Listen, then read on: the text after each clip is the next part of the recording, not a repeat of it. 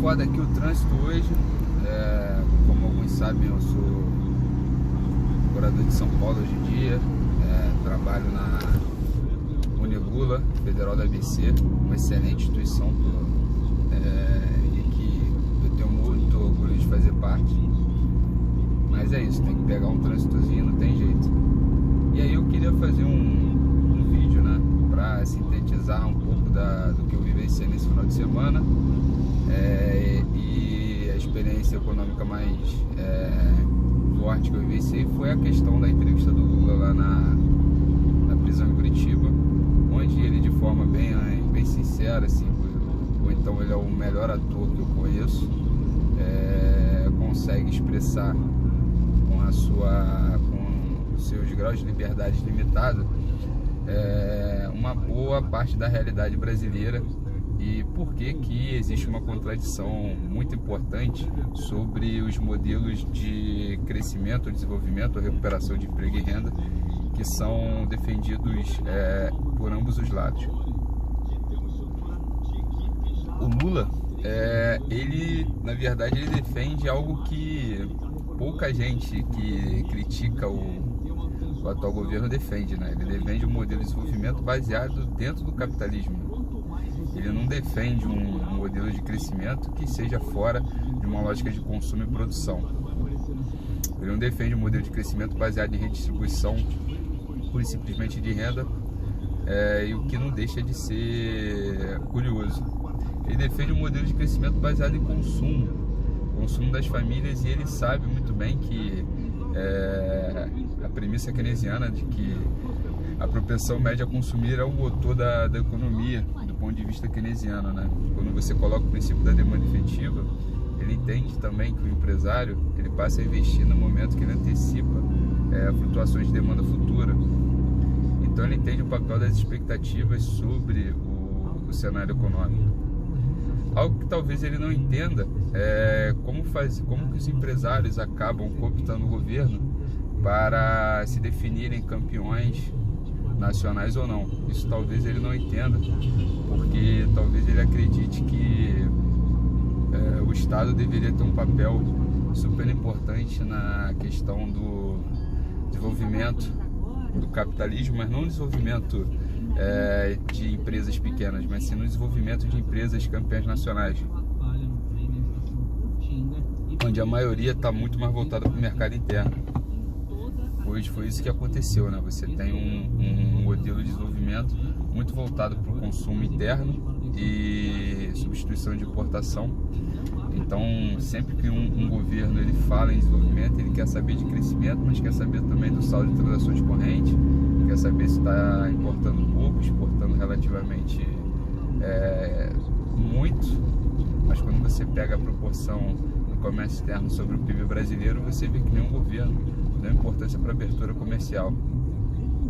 Ele entende também a importância das relações unilaterais entre países, então ele discute exatamente quão é importante você ter uma boa vizinhança, e talvez a fala mais brilhante dele é falar sobre o que é ser político, né?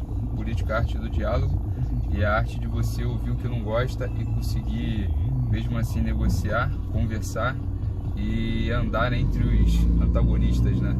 Dialogar e andar entre os diferentes. Do contrário, você vai falar apenas com o seu pequeno grupo. Então, política não é arte de você bloquear alguém no Facebook, não é arte de você fazer um comentário hater, não é arte de você sempre apontar o dedo pro outro e falar que ele está errado. É arte de você entender que no momento você vai estar certo, no momento você vai estar errado. Depois a história pode corrigir ainda isso tudo, e que sem a negociação pouca coisa avança, porque todos são diferentes. Se você não consegue ter uma habilidade socioemocional importante de se colocar nos pés e também nos olhos dos outros, você simplesmente não vai conseguir desenvolver um diálogo sincero. E aí, nesse momento, o Lula é extremamente convincente. E eu consegui me colocar nos pés dele, né? Vendo, por exemplo, um ex-presidente que, de fato, com acusações bem pequenas, em comparação à história republicana brasileira, em que a corrupção é algo endêmico, você simplesmente não tem nem de longe um pano de sobriedade sobre nenhum tipo de mandato. Você tem escândalos que envolvem bilhões. O governo dele não foi diferente, mas o que foi descoberto dele foi um sítio alugado e uma entrada de um apartamento.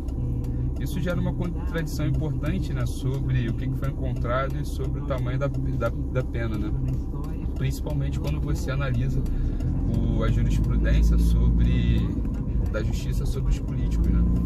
Então é bastante complexa, né, a análise, não é uma análise fácil. Eu mesmo precisaria fazer um doutorado nessa área de direito civil penal para poder mais ou menos entender, e mesmo assim eu acredito que o viés político exista fortemente nesse caso, que não faz o menor sentido, dado que esse caso ganhou uma notoriedade muito grande, foi revisado e revisado por inúmeras instâncias, e agora talvez vá parar no Supremo, em que um cidadão comum dificilmente veria um caso nesse sentido escalar de forma tão rápida as instâncias superiores da justiça. Isso a gente pode observar simplesmente por quem já entrou na justiça contra alguma empresa sabe que 2, 3, 4 anos para a justiça brasileira não é nada, é basicamente um interstício. Eles demoram mais ou menos uns 6 meses para fazer um parágrafo, então é um pouco complexo, né? Você analisar isso pela uma ótica normal. Mas eu convido a todos a assistir a entrevista do Lula. De fato, ele também faz um comentário importante, né, que ele sente saudade dos antigos políticos, né, dos antigos oradores, como Brizola, como Ulisses Guimarães, caras que fazem falta na política porque tinham uma posição, né? E quando a gente olha pela ótica de quem está fora do país, assim, eu já fui a inúmeros encontros sobre políticas públicas internacionais, que é a minha área de pesquisa, e todo mundo define bem o PT, né, que talvez seja o único partido político brasileiro, porque ele é o único que tem uma plataforma bem definida, ele não é um partido híbrido. Quando você pega PSDB, PMDB, você não sabe quem é quem. Tem uma zona ali bem complexa. Talvez o grande mal que o PT fez foi tentar se tornar esse partido híbrido. E aí não funcionou, porque não era para você ser híbrido, você ia ter que nascer com essa capacidade. Talvez o PT não tenha nascido com essa capacidade de se tornar um partido híbrido, né, onde consiga coabitar dentro dele 2, 3, 4, 5 tipos de ideologias e 2, 3, 4, 5 tipos de maneiras de se fazer política. E nós observamos que quando foi tentar fazer uma maneira cleptocrática, além de quebrar o país, quebrou as próprias fundações do partido, levou consigo grande parte dos seus líderes. E é muito triste, né, você observar isso. Eu não observo com nenhum sentimento de felicidade, mas gostei bastante da entrevista. Acredito que a democracia é isso, você precisa dar voz e diálogo com todas as partes. Quem acha que um presidiário não deveria dar entrevista, ele não sabe nem um pouquinho sobre o que é viver em sociedade.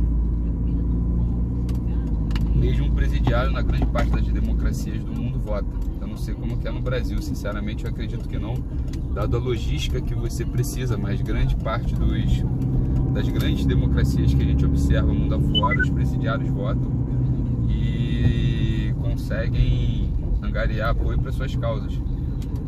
Grande parte dos caras que estão lá também, mais uma vez falando isso, são caras que poderiam estar vivendo em sociedade, e aí isso eu falo na grande maioria dos políticos também, né? São os crimes de colarinho branco, cuja punição na China para mim faz muito mais sentido do que no Brasil. Eu não quero Estimated time in traffic, 7 minutes. Não sinta vontade alguma de fazer corrupção. Isso talvez parta mais de um princípio de você punir o patrimônio do que a liberdade dele. E na China eles levaram a quinta potência, eles não querem nem saber de privação de liberdade, eles querem saber de